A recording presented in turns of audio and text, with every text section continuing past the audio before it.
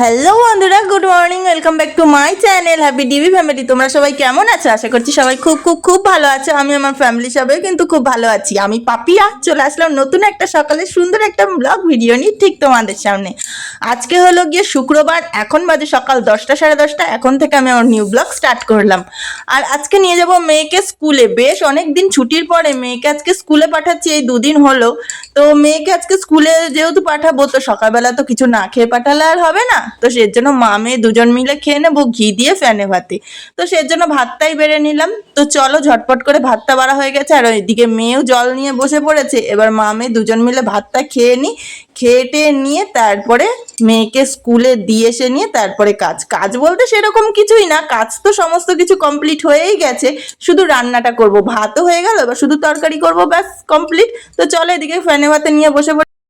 মেয়েকে স্নান দান করানো কমপ্লিট, এই যে ব্যাগ নিয়ে বেরিয়ে পড়েছি। চলো মেয়েকে এবার স্কুলে দিয়ে আসি, দিয়ে এসে নিয়ে বাড়ি এসে আবার রান্না বসাবো। কি রান্না করব নিজেও জানি না, দেখা যাক। মেয়েকে আগে স্কুলে দিয়ে এসে এসে দেখছি। আর বড়মশাই এখনো মাঠের দিয়ে বাড়ি আসেনি, এখনো মাঠেই রয়েছে। এবার না, রাস্তায় চ, রাস্তায় চ, তাড়াতাড়ি চ, বেরো।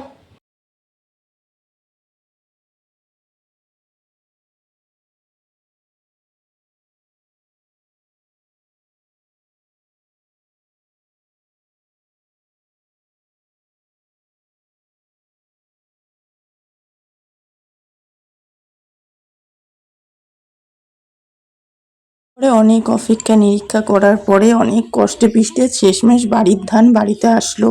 কদিন এই ঝড় বৃষ্টিতে এমন অবস্থা হয়ে গেছিল, ধান যেন মানে একেবারে চাষিদের মাথায় হাত দেওয়ার মতন অবস্থা।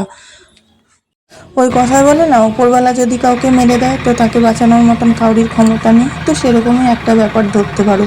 তো এই যে বর্ষায় যে এমন একটা অবস্থা, চাষিদের মানে কয়েক বিঘা বিঘা যা ধান, আমাদের তো তবু কটা ধান ছিল, এমন এমন চাষি আছে 3-4 বিঘে ধান যে জলের নিচে পড়ে আছে।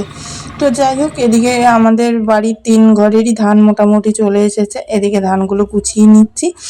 আর এদিকে এই দেখো, আমার শ্বশুর আর আমার বড়মশাই দাঁড়িয়ে দাঁড়িয়ে আলোচনা করছিল যে এখনো আমার বড় ভাসুরের ধান কিছুটা নাকি মাঠে ছিল। তো সেই নিয়ে আলোচনা করছিল যে কি করে কি করা যায়, মেশিনে কাটবে কি হাতে কাটবে, তো সেই নিয়ে আলোচনা করছিল। তার এদিকে আমরা ধানটাকে ঢেকে রেখে দিলাম। ওইদিকে আকাশ দেখেছো কিরকম মেঘ করে এসেছে, মনে হচ্ছে যেন এখনই জল আসলো বলে। আর এমনই অবস্থা, জল সত্যিই যেন মানে কি বলবো, বিকেলবেলা ঢেকে সন্ধ্যের মধ্যে যেন একটা কোথার থেকে উড়ো ঝড়ে আসলো। মানে কথা বলে না কালবৈশাখী ঝড়, তো ওরকমই মানে এত পরিমাণে ঝড়, একটা মানে দমকা হাওয়া দিল। আর তার সাথে ঝড়, জল, বৃষ্টি, বিদ্যুৎ চমকানো, যা যা হতে পারে সমস্ত কিছু। ভাগ্যিস আমাদের ধানের তলা থেকে মোটামুটি মানে ভিজেই গেছিল। কি করব বলো, করলেও কিছু করেনি, কিন্তু মাঠের থেকে তো ধান বাড়ি চলে এসেছে, এটুকুই নিশ্চিন্ত। চলো ধান টান। আমার এদিকে ভাত রান্না কমপ্লিট হয়ে গেছে, কিন্তু মেয়েকে খাই দিয়ে আসবো স্কুলে। আর এত গরম, এত গরমে এখনো ঘি নাকি এরকম জমে গেছে, মানা যায় এটা? ঘি নাকি এরকম ভাবে এতখানি গরমে জমে থাকে, দেখো পুরো জমে আছে। চলো মেয়েকে চটপট করে খাওয়াবো, এবার খাই নিয়ে স্কুলে দিয়ে আসবো। মেয়ের স্নান ধান সব কমপ্লিট হয়ে গেছে, এবার শুধু স্কুলে নিয়ে যাওয়ার পালা। এবার ওকে খাইয়ে ও তো রেডি হয়ে গেছে, এবার আমি খাবো, ওকে খাওয়াবো, খেয়ে নিয়ে রেডি হয়ে স্কুলে দিয়ে আসবো। চলো চলো তাড়াতাড়ি চলো সাথে থাকো। তাড়াতাড়ি জলটা ভরে নিয়ে আয়, হ্যাঁ? আমি এদিকে ভাতটা মেখে নিই, ঠিক আছে? তাড়াতাড়ি নে, তাড়াতাড়ি নে, 10:30 বেজে গেছে। কখন যাবি আর? তাড়াতাড়ি নে, বানাই টাকা, তাড়াতাড়ি নে, তাড়াতাড়ি তাড়াতাড়ি ভাত মাখা হয়ে গেছে, তাড়াতাড়ি কত কাপ খেয়ে নিবি, হ্যাঁ? ব্যাস এই ধান কটা কোনো রকম পা দিয়ে শুকিয়ে নিয়ে ঘরে তুলতে পারলে হয়। ঘরে আর তুলবো না, একেবারে এখান থেকেই সেদ্ধ করতে দিয়ে দেবো, যেহেতু ধান সিদ্ধ করতে দিতেই হবে। তো যেহেতু বর্মশাই বললো অতটা ভালো করে না শুকালেও হবে, কোনো রকম যেন একটু হালকা শুকায়, ধানগুলো একটু ঝনঝোড়া হলেই তাহলেই ব্যাস ওইখানে খবর দিয়ে দেবো, ধান নিতে চলে আসবে। তো যাই হোক, এদিকে দেখো আমি এর জন্য ধানে ঘন ঘন পা দিচ্ছিলাম রোদে, যাতে করে ধানগুলো তাড়াতাড়ি 1-2 দিনের মধ্যে ঘরে তুলতে পারি বস্তা ভর্তি করে। তো চলো তাড়াতাড়ি করে ধানগুলো পা দিয়ে নিয়ে, এখন এত রোদের তাপ, রোদে থাকাও যাচ্ছে না।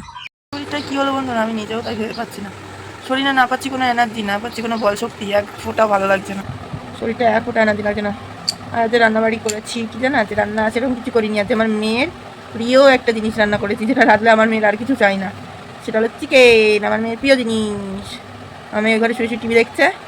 চলো এবার খাওয়াবো, আমার ভালো লাগে না, স্নান করে এসে নিয়ে শুয়ে পড়লাম, পুজো টুজো দিয়ে নিয়ে আমার আর শরীর চলছে না। এখন ধান গুছাবো, ধান ঢাকবো, মেয়ের খাওয়াবো, জামা কাপড় তুলবো, বিকেলবেলা ঘর চেটাবো। পাচ্ছি না কি হলো আমার শরীরে, আর পাচ্ছি না। তো তারপরে এই দেখো ধানগুলো, কিন্তু এটা কিন্তু পরের দিন বাবা ধানগুলো জড়ো করে দিচ্ছে, আমিও বাবার হাতে হাতে একটু কাজ করছি, চলো জড়ো করে নিই।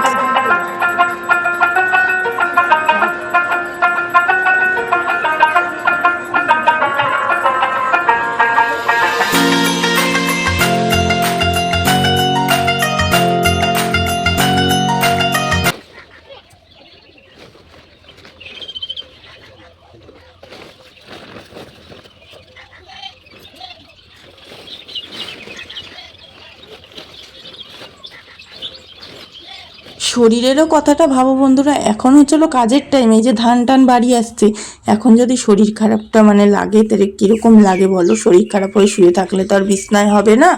ধান গুছিয়ে বসে গেছি খেতে। এই যে আজকে আমাদের দুপুরের মেনু চিকেন, আর তার সাথে রয়েছে আমের চাটনি। আর আজকে মেয়েকে আলাদাই খেতে দিলাম, মেয়েকে বলছি তুইও হাতে করে খাওয়া শেখ, কেননা আমার মেয়ে একটু ঝাল ঝাল খেতে ভালোবাসে, আর আমি তার উল্টোটা, ঝাল খেতে একদমই পারি না। তো চলো তাড়াতাড়ি করে খেয়ে নিই, বেলা গেছে, 5টা বেজে গেছে। এদিকে খেয়ে দিয়ে নিয়ে দুপুরবেলার থেকে একদম বিকেলবেলার কাজে চলে আসলাম। ওইদিকে ভাত খেয়ে উঠে এটো মুছে এদিকে বাসনগুলো আমি মেজে ধুয়ে নিলাম। তো বাসনগুলো মাজা ধোয়াটা রাত্রে করলেও হয়, কিন্তু ওই যে ব্রেসিংয়ের মধ্যে পড়ে থাকলে সেই তো আমারই মাজতে হবে, তো সাথে সাথে কাজটা সাথে সাথে করে নিলে অনেকটা নিজেকে হালকা মনে হয়। তো সেই কারণে তো সাথে সাথে ভাত খেয়ে নিয়ে সাথে সাথে ধুয়ে মেজে নিই। সকালেরটা হয়তো মাজা হয় না, কিন্তু সকাল আর দুপুর একবারে থালা বাসনটা যতটা মেজে নিয়ে হালকা করে রাখা যায়। তারপরে থালা বাসন মেজে ঘর দুয়ার ঝেঁটিয়ে পুছে তারপরে এই দেখো বাড়ি এসে মেয়েকে খাওয়ালাম। তখন তো সেই খাওয়ানোর টাইমে এসেছিলাম। তারপরে মেয়েকে খাইয়ে নিয়ে মেয়ে পড়লো, পড়ে নিয়ে পড়া কমপ্লিট করে মেয়ে গেছিলো এখন ড্রয়িং ক্লাসে। মেয়ের ড্রয়িং ক্লাস ছুটি হয়ে গেছে, এখন 1:45 বাজে। মেয়েকে দিয়ে এসেছি, দিয়ে এসে নিয়ে আমি আর শাড়ি চেঞ্জ করিনি, শাড়ি পরেই বসছিলাম। আমি চাল 1-1.5 ঘন্টা পরে আবার আনতে যাবো, শাড়ি চেঞ্জ করে কাজ নেই। তো তার জন্য এখন 1:45 বেজে গেছে। এবার মেয়েকে নিয়ে আসবো, মেয়ে আসেনি বলে এখনো সন্ধ্যাবেলা নিজেও টিফিনটা করিনি, মা আমি দুজন মিলে করবো। তো চলো মেয়েকে নিয়ে আসি, নিয়ে এসে নিয়ে তারপরে দেখা যাক মেয়ে কী খাবে সন্ধ্যাবেলা, মা মেয়ে মিলে দুজন মিলে খাবো। তারপরে চলো 1:45 বেজে গেছে। মেয়ে ওই যে আমি তো চা কফি খাই না, তোমরা সবই জানো। ওই যে কথায় বলে না যে কি করব শেষ উপায়, সেরকমই হয়েছে। গলাটা এত পরিমাণে ব্যথা, তার জন্য একটুখানি হালকা করে গরম গরম কফি খাচ্ছি, যাতে করে একটু গলা ব্যথাটা কমে। গরম জল দিয়ে গার্গেল করলে আরও তাড়াতাড়ি কমে ঠিকই, কিন্তু আমি গরম জল গালে দিলে কেন জানি না আমার গা পাক দিয়ে বমি আসে, ওই জন্য আমি গরম জল মুটে খেতেই পারি না। বা আমার মেয়েটার কত প্রেশার যাচ্ছে গো, তাই না? হ্যাঁ, আর ভালো লাগছে না আমার সোনা। ঘুম পেয়ে গেছে সোনা? হ্যাঁ ঘুম পেয়ে গেছে তাই।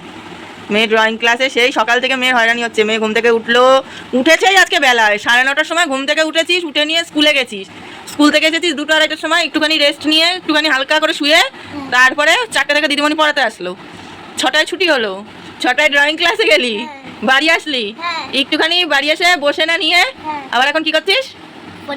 আবার পড়ছিস। শুক্রবারটা খুব প্রেশার যায় বল মনে হয়, তাই না? পড়াশোনা তো করতেই হবে, তাই না? হ্যাঁ খুব জানি, তাই পড়াশোনা করতেই হবে। তাই আমি কি বলছি, আমি কি বলছি, পড়াশোনা তো করতেই হবে, তাই না?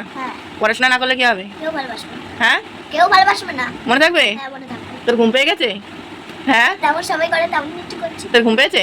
তো চলো বন্ধুরা, আজকের মতন আমি ভিডিওটা এখানেই শেষ করছি। সবাই খুব খুব ভালো থেকো, সাবধানে থেকো। আর তুমি যদি আমার চ্যানেলে নতুন হয়ে থাকো অবশ্যই একটুখানি পাশে থেকো। তো চলো আজকের মতো টাটা, কালকে আবার নতুন একটা ভিডিওর সাথে দেখা হবে।